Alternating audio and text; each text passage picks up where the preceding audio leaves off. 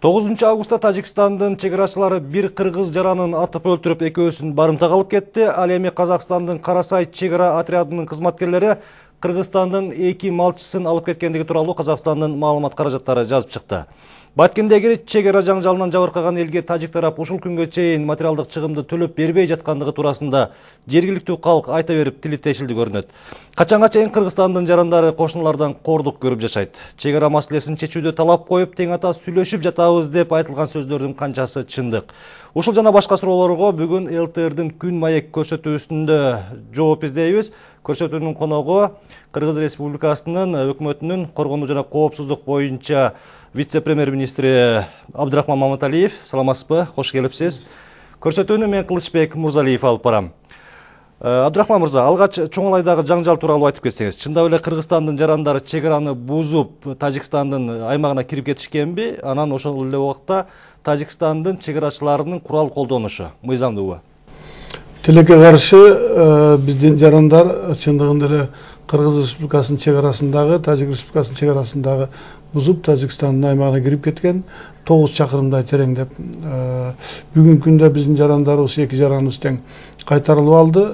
Алар баягы Тажикстан тарап берген биринчи маалымат толугу менен тактап жатышат. Ошо 9 август күнү биздин 3 чоңолорон 3 жараны мергенчиликке чыгышкандагы баягы чегара тилкесинде биздин чегарачылардын наряды өтүп кеткен жерди бир аз күтүп туруп, алар кеткенден өтүп кетишкен. Бийик тоолуу жер тоого чыгышып, ал жерде ошо мергенчиликте жүрүп, аюу атып өлтүрүп алып, аны жанагы даярдап ачкан мезгилде Тажикстан чегарачылары келип туруп, токтоп, тиги жакка келүүгө чакырышкан.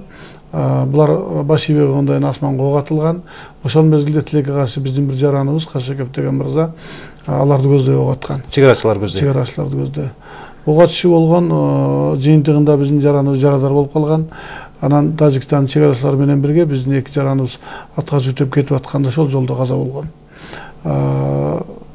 Бүгүнкү күндө биздин укук коргоо органдары, чегара кызматы жана башка тиешелүү органдар биздин жарандар менен толугу менен иштеп атышат. Ошол Тажикстан тарап берген маалымат алар толугу менен туура деп бизге айтып беришти. Ошондуктан бул жерде мен биздин жарандарга кайрылат элем. Ушул мурдагыдай баягы Советтер Союзунун учурундагыдай бир чегараны жоктой, бир республикадан экинчи республикага ары бери кеңири өтүп жүргөн убакыт жок. Азыр чегаралар такталган жерлерде, ал жерде чегарачылар жүрөт. Эгер ага баш ийбесе, алардын атууга толук укугу бар. Өзүңүздөр билесиздер, мындан бир топ мурун 2 август күндө мына Тажикстанда бир топ жарандары чегараны бузуп өтүп, баягы суу түтөрүн курабыз дегенде, баш ийбегенде ал жерде ок атышы болду. Баткенде ок атышы болуп, Тажикстандын дагы 2 жараны каза болуп туруп, 7 жаран жарадар болгон. Ошондуктан чегараны кесип өтүү бул абдан кылмыш болуп эсептелет. Чегарадан өтүүгө мүмкүн эмес. Атайын адамдар өтө турган посттор коюлган жерлер бар. Ошол жерден бекитилген тартип менен каалаган жагына өтүп барып келип турса болот. Чоңалайдагы жаңжал боюнча 2 тараптуу сүйлөшүүлөр жүрдү да, баягы барымтадагы жарандарды бошотуу боюнча, кыргыз жарандарын бошотуу боюнча. Ошол жерде сүйлөшүүлөр кандай жүрдү? Негизи эле ошол жердеги мындан аркы ушундай инциденттерде 2 тараптуу баягы аракеттерди көрүү чаралары көрүлдүбү, жада кандай иштер жүрдү? Эми биринчиден биздин негизги максат ушул окуя кандай болгонун тактоо болчу да.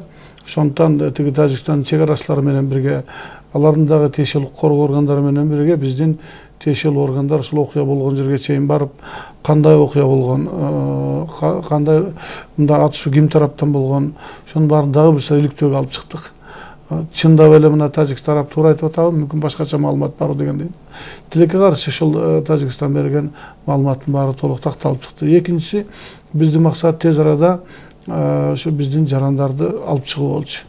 Биз өзүбүз тиешелүү мында тергөө иштерин дагы, иликтөө иштерин да биз өзүбүз жүргүзөбүз. Бизге өткөрүп бергиле деп биз атайын кат менен кайрылдык дагы, алар макул болуп бизге өткөрүп беришти. Албетте биз ар дайым эле сүйлөшөр болгондо айтабыз, колдон келишинче колдон келишинче мындай ок чыгарбастан ушул окуя чек араны бузуп өткөн адамдар болсо дагы өткөрүп берүү жөнүндө ар дайым маселе биз да коебуз, алар да коюп келет. Бирок бул окуя болгондо өзүңүздөр көрүп атпайсызбы? Алар асманга ок чыгарганда биздин жарандар тарабынан дагы тигилерибизде ок атуу болуп атпайбы? Ошондуктан алар ок чыгарууга мажбур болушкан. Ушул барымтадагы кыргыз жарандарынын ден соолугу кандай экен? Баягы уруп салуу болгон жокпу? Абдан жакшы. Биз ага абдан көңүл бөлүп сураштырдык. Мындай бут токмок алган жокпу, кандайдыр бир коркутуу, үркүтүү же болбосо күч колдонуу болгон жокпу деген суроону биздин тиешелүү органдар аларга беришти. Алар эч кандай кысымда болгон жок, күч колдонууда болгон жок деп жооп беришти. Негизи ушул Алай районунда Тажикстан менен чектешкен жерде чек арасы такталбаган жерлер барбы? Чоң Алай районунда болду бул. Чоң Алай районунда бир участок бар, такталды элек. Ал такталбаган жер ошо биздин жарандардын сунушу менен мындай ал толугу менен такталып чийилет. Анткени чек аранын жанында жайлоо бар, ал жака биздин жарандар чыгат. Ошол участок калган, бирок бул окуя болуп өткөн жер такталган жерде болду. Такталып, делимитация толугу менен бүткөн жерде болду. Мына Казакстандын маалымат каражаттары жазып чыкты. Карасай чек ара отрядынын кызматкерлери Кыргызстандын 2 малчысын кармап калышты. Курал жарагы менен бирөөсү качып кетти депчи. Сиздин расмий маалыматыңызды урсак. Ушундай эле окуя тилекке каршы биздин 3 жараныбыз, малчыларыбыз ошо мына Ысык көл областынын аймагында чек арадан ары кирип кеткен Казакстандын аймагында болгон. Дары чөп терип жүрөбүз деп айтып деген маалымат түштү бизге. Казакстан чек аралашчылары келип токто дегенде токтогондун ордуна тилекке каршы биздин жарандарда аларда да курал болгон, мылтык болгон, 5 жолу бирөө ок чыгаргандагы, бирөө ошо атчан болгон, атка минип качып кетип калган, экөө кармалып калган. Кудайга шүгүр мындай жарадар болгон эч ким жок. Эки биздин жаран азыр ошол Казакстандын ички иштер бөлүмүндө кармалып турат. Биз алар менен дагы тиешелүү иштер жүргүзүп атабыз. Тергөө амалдарындагы, башка амалдардагы биз аларды жакын күндөрү алып келебиз. Дагы эле ошол эле кайрылууну айтат элем. Şu чек араны бузбаш керек биздин жарандар. Мына эми кайра Баткендеги жол маселесине токтолсок, баягы тагдыры талаш жаратып келаткан Аксай-Көкташ тамдык жолунун курулушу буга чейин эле башталат деп баягы жаңжалдардан кийин токтоп калганда, эми кайра мына жанданып отурат. Бүгүнкү күндө кандай иш жүрүп атат? Жолдо анан ошол жол кургандардын коопсуздугун камсыз кылуу боюнча кандай чаралар көрүлдү? Тажик тарап эми кайрадан кандайдыр бир жаңжалды чыгарып, жолдун курулушуна тоскоол болбойт деп кепилдик бере аласызбы? Биринчиден эми үчүн жол токтоп калганына кайрылып өтөйлү дегенде. Жолду баштаганда бир топ маселелер чечилбей туруп башталганда, алсак ошо чек аранын тилкеси аркылуу ошонун жанында өтүп аткан жолду курууну Тажикстан тарап менен мындай бир алар кабарда айтылган эмес. Алар бир аз капа болгондой болгон. Ушул кээ бир талаш жерлер бар. Биздин участок менен өтүп кетип атасыңар деп бир жерге 70 соток жерге өздөрүнүн чек аралаштарын киргизип токтотуп койгон. Долбоорда толугу менен бүткөн эмес, маршрут бекитилген эмес болчу да. Биз акыркы мына 3-4 айда, 2 айдын ичинде биринчиден толугу менен ошо Тажикстан тарап менен бул жолдун курулушу боюнча макулдашууга келип, 2 жолу протокол кол койгонбуз. Бул жөнүндө биз коомчулукка маалымдаганбыз. Жолдун маршрутун бекиткенбиз. Жолдун долбоорун толугу менен бекитип, каржылоо маселеси чечилген. Андан тышкары ошо жолду куруу боюнча жанагы техника даярдалып, баардык жана башка керектүү иштердин баары бүтүрүлгөндө биз 10-июль күнү ушу жолду Тажикстандын өкмөт башчысынын орун басары менен бирге Али Мардан мырза менен баштайлы деп турганда, тилекке каршы өзүңөр билесиздер, ошол чек арада да инцидент болуп токтоп калган болчу. Андан кийин ошол дагы бир жолу эсиңиздерге сала кетейин. Тилекке каршы ошол окуяда Тажикстан тараптан 2 жаран каза болуп, 7 жаран жарадар болгон болчу. Анан бир аз ошо Варух айылында толкундоолор болуп, эл тарабынан ошо бийлик органдарына, Тажикстан бийлик органдарына мындай нааразычылык болуп, бир топ акциялар өткөн эле. Ошондон Тажикстан тарап бизден суранган эле мына ушул кое турайлы депчи, жолду кое турайлы деп. Анан жанагы 4-үнчү вариант деген ошол алардын Варухка кирип кете турган бир айлама жолдун участогу бар, Аксай Варух, ошонун баягы макулдашуу бүтө эле калган эле, бирок кичине 2 жумага ошону макулдашууга деп мөөнөт сурашкан болчу. 2 жума мөөнөт өттү, бир айдан ашып өттү. Биз ошо өзүбүздүн аймактагы жолду баштадык. Жолдун башталгандыгы жөнүндө Тажикстан тараптан өкүлдөрү билишет, кабар алып кетишти. Албетте кое турсаңар болот эле деген алардан кабыл өтүлүктөр айтылды. Бирок биз эми эл тараптан дагы, элдин дагы каалоосун, элдин дагы талабын эске алышыбыз керек. Анткени жолду тезирээк баштабайсыңар деп бир топ бизге дагы көп кайрылуулар болгон. Жолду баштадык, бирок жанагы 4-чү вариант, жанагы Варукка кете турган жолду макулдашуу боюнча биз аларды чакырдык. Тажикстандын өкмөттүк комиссиясын чакырдык. 22-23 августта келе турган болуп турушат. Алдын ала маалыматтар боюнча Тажикстан өкмөт башчысынын орун басары Али Мырза менен бүгүн эле телефон аркылуу байланыштым. Аларга биз түшүндүрдүк. Анан эми кокустук болуп кетпейт деп эч ким мындай гарантия, кепилдик бере албайт.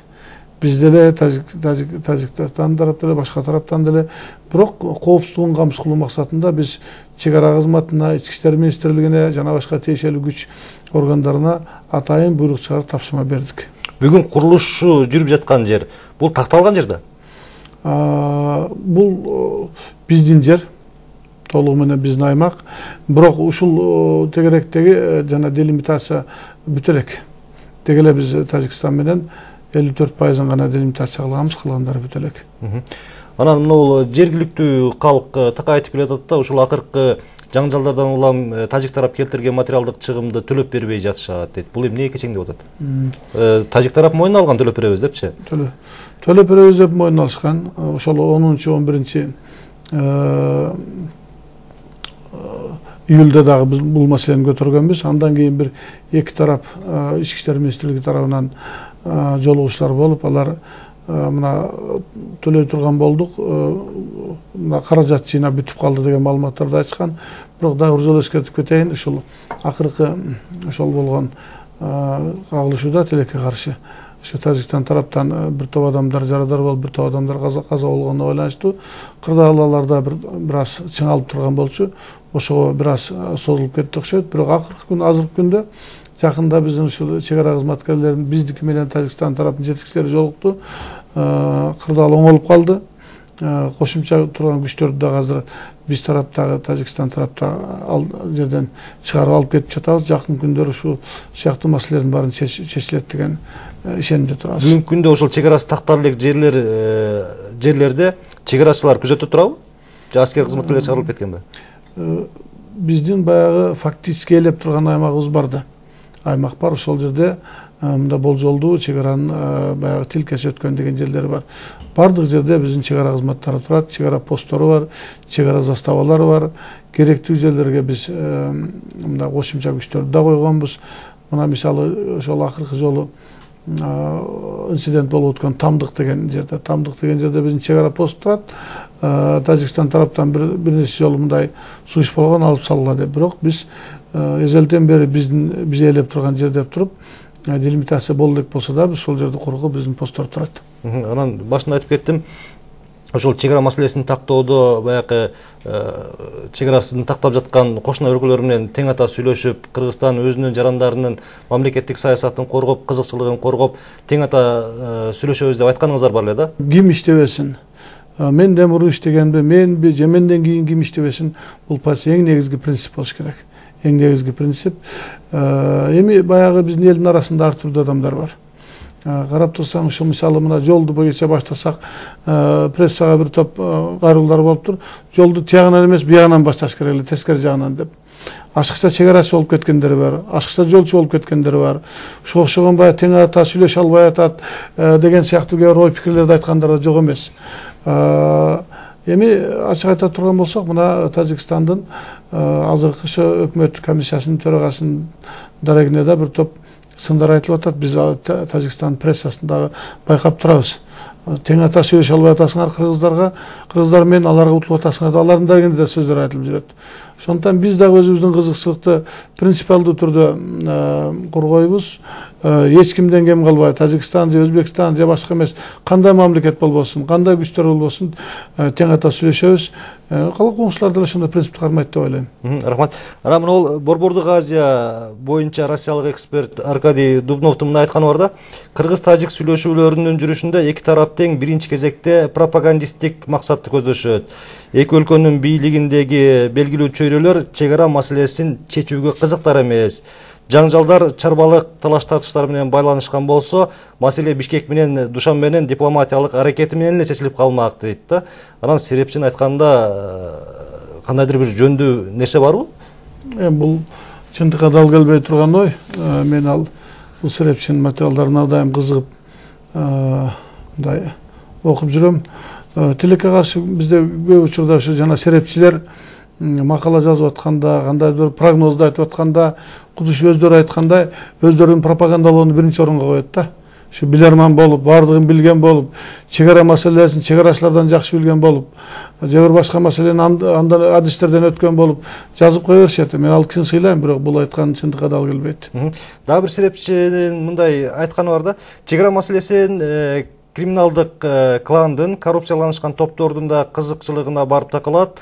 Чегара чыр-чатактардын себеби жерди, сууну, жайыттарды пайдалануудан тышкары контрабандалык топторго да байланыштуу. Кимдир бирөөлөр товарларды сатып алат, бирөөлөр кампага жыйнайт, дагы бирөөлөр сатат. Бул топтордун баарынын үстүнөн наркотрафикти көзөмөлдөгөн топтор турат.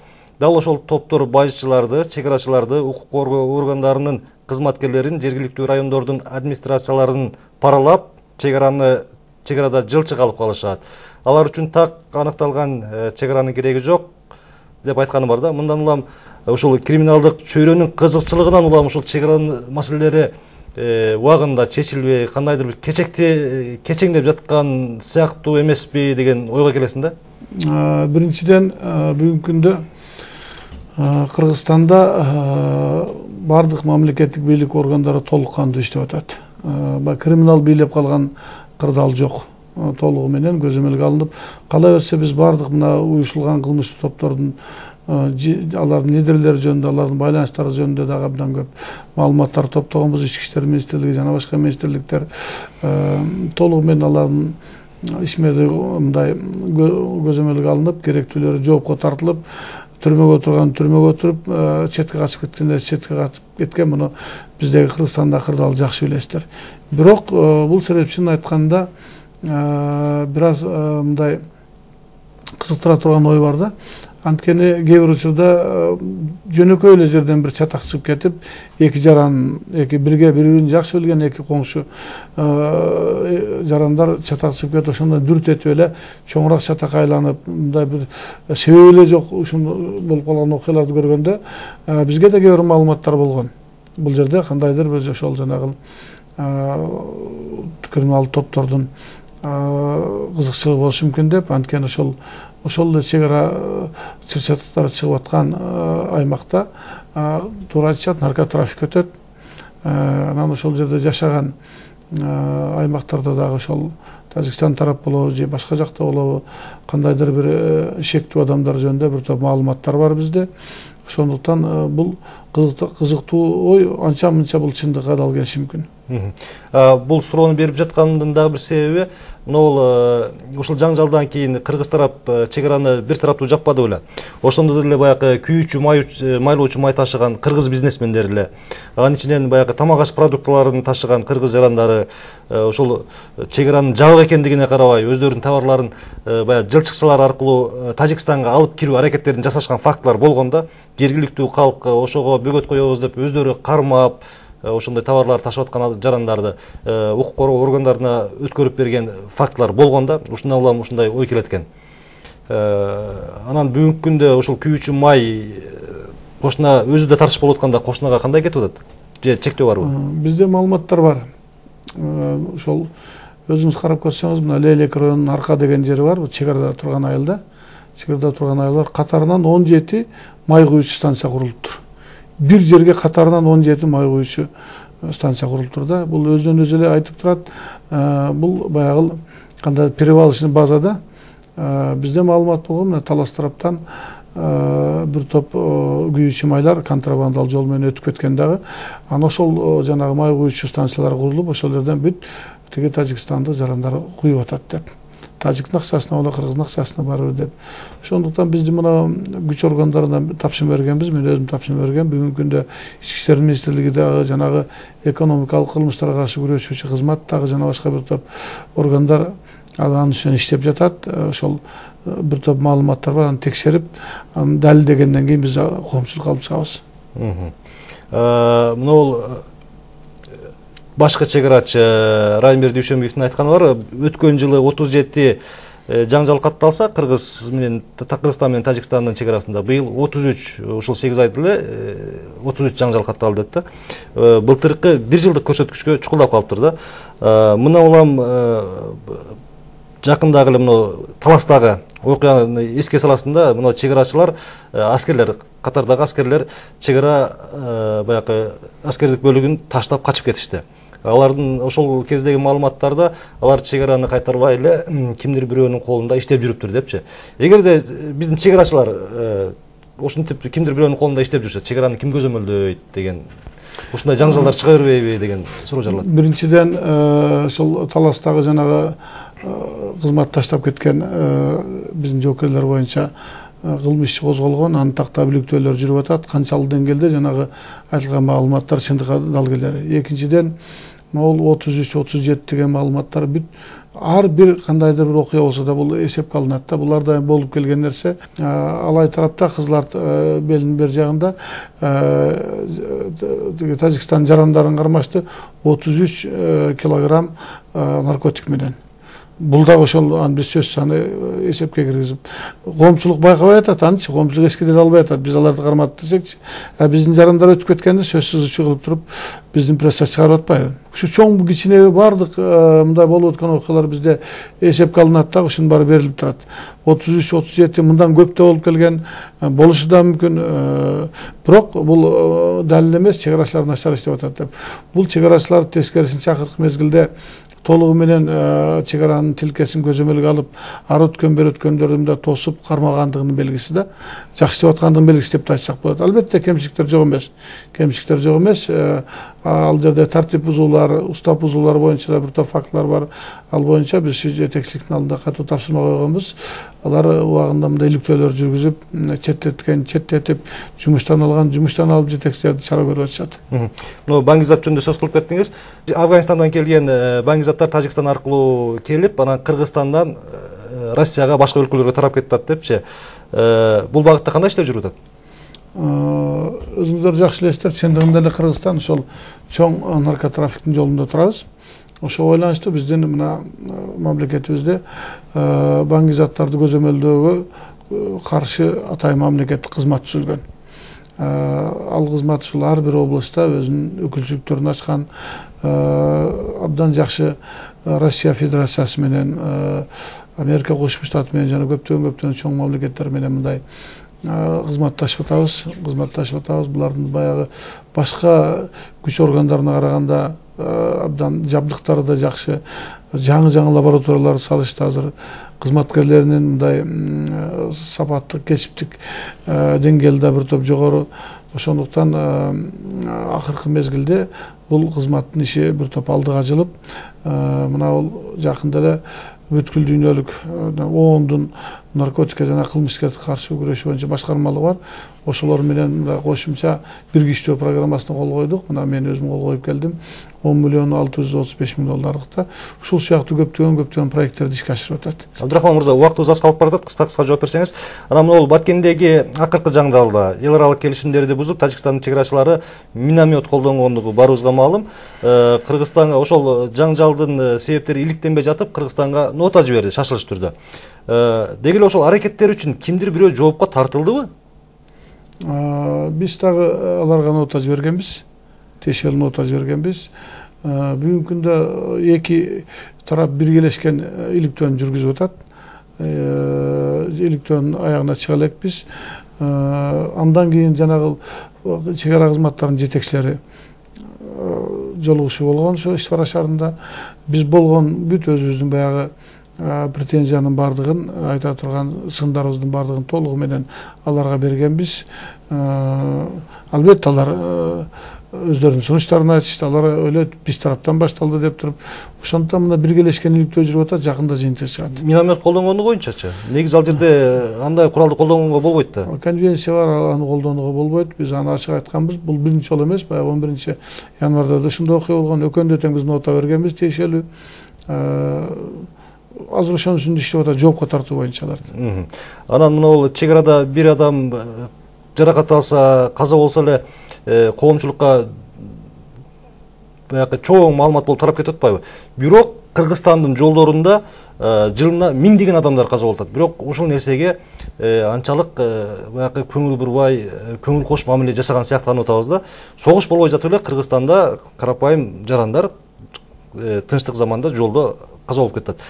Сиз ушул күч структураларын жетектеген жетекчи катары айтсаңыз, Кыргызстандын жолдорунда качан тартип орнойт, качан ушундай бейкүнөө адамдардын өлүмүнүн санын айтабыз?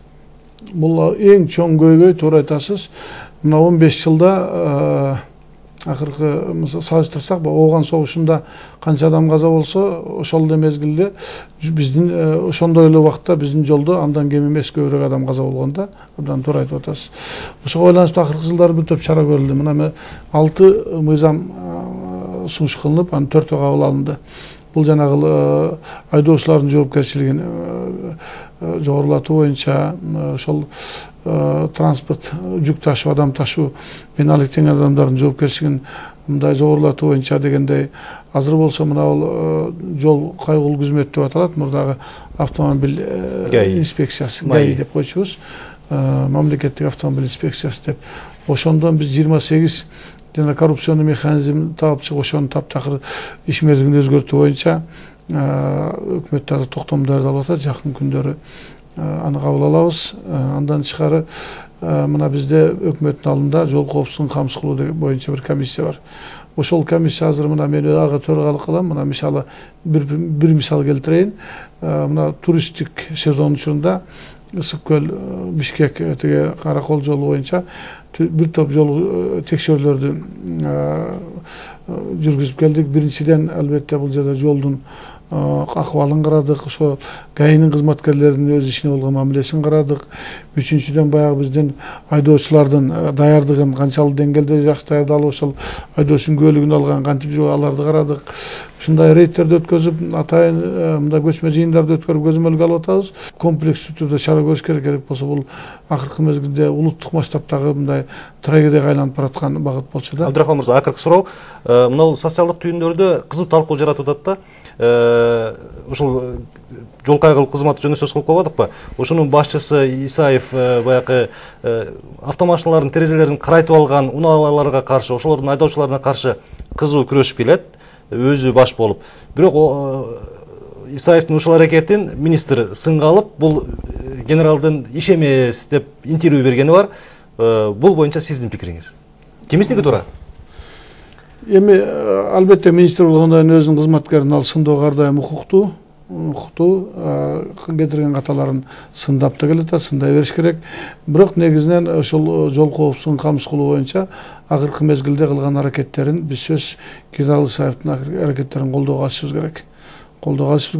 Бирок ошол эле мезгилде биз ар дайым айтып келе жатабыз, ушул жол кайгылуу кызматтын жетекчилигине өзүңөрдүн кызматыңарга сын көз менен карагыла деп. Анткени жанагы ошол жол кайгылуу кызматкерлердин жөнөкөй жарандары болгон мамилеси, алардын одоно мамиле кылгандыгы, мындай бир уруп сокконго чейин баргандыгы, ар дайым чырчыгып, кээде өздөрү токмок калып жеп калган учурлар боюнча тынбай эле чыгып атпайбы? Интернетке эле чыгып атат, башка эле чыгып атат. Ошондуктан жана биз айткандай, мына коопсуздук кеңеши абдан изилдеп чыгып туруш 28 жана коррупциялык механизмди таап чыккан. Ошолорду демонтаж кылуу боюнча азыр кызуу иш жүрүп атат. Бирок ушул эле кезде ушул министрликтин, Ички иштер министрлигинин айланасында ушул коррупцияланышкан система деп туруп сөз болуп кызуу иш жүрүп атат. Бул болуш керек. Бирок экинчи жагынан алганда ошол карапайым милиция кызматкерлеринин укугун ким коргойт? Көпчүлүк учурда укугу кордолгон фактылар интернет сайттарга чыгып атат да. Атайын өкмөттүн алдында түзүлгөн мындай кеңеш бар. Укук коргоо системасын реформалоо боюнча. Андын негизги өзөгүн ушул МВДны, Ички иштер министрлигин реформалоо эсептелет да. Алардын жоопкерчилигин күчөтүү, алардын тартиптүү чыңдоо менен бирге эле албетте булардын жумуш шартын жакшыртуу, жаңы мындай жумуш чыкмаларын киргизүү, булардын айлыгын көбөйтүү, булар социалдык таң коргоодо сөз алар менен катар эле турат да. Мына бир нерсе айтып берейин. Biz жакында мына коопсуз шаар деген долбоорду кечээ өкмөттүн токтомун чыгарып туруп ишке киргизип атабыз. Бул жерде баягы көпчүлүк милиционерлердин жөө жүрүп кыйналып кысталып жүргөн иштерин автоматташтырууга мүмкүнчүлүк болот да. Мына жолдорго, коомдук жайларга, мекеме ишканаларга біз жана видео камераларды коюп, убагында фото, видео фиксация кылып, аны ошол онлайн режимде ошол түздөн түз бар эле жана борборго түшүп, борбор убагында ошол эле мезгилде тез арада эле чара көрүп, ошол сыяктуу эле адамдардын кайрылган арыздарын дагы ошол электрондук вариант эле карап, электрондук вариант эле мындай чара көрүүлөр сыяктуу көптөгөн булардын ишин жаңылмаларга өткөрүү боюнча мындай чаралар көрүлүп атат. Бул жакында ишке ашат. Урматтуу Абдрахман мырза, келип бергениңиз үчүн рахмат. Биздин көрсөтүүбүз соңуна келип жетти. Урматтуу телекөрүүчүлөр, биз бүгүн Күн маектин кезектеги чыгарылышында өлкөдөгү коомдук саясий абал, ошондой эле коргонуу коопсуздук маселелерин талкууладык. Көрсөтүүнүн коногу вице-премьер-министр Абдрахман Маматалиев болду. Мен сиздер менен коштошомун. Амандыкта жолугалы.